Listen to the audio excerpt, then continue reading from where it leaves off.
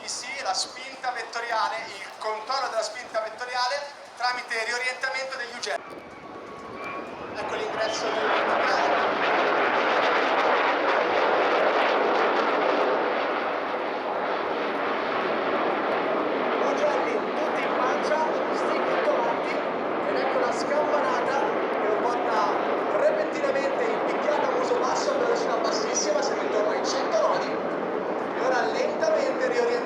Ugelli a 0 gradi per il volo convenzionale e in virata a sinistra scendere.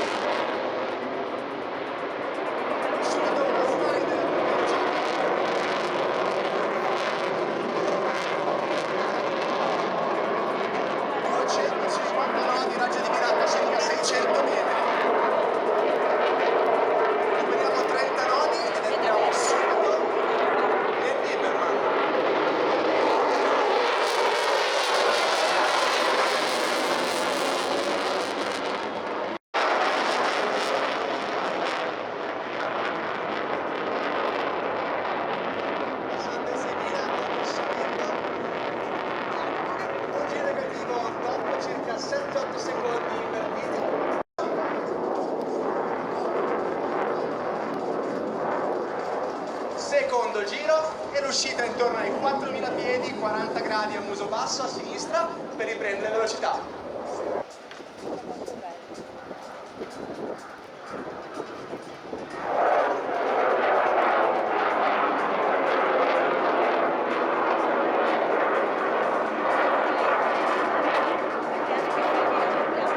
Già supersoniche come il tettuccio e altri punti acuti.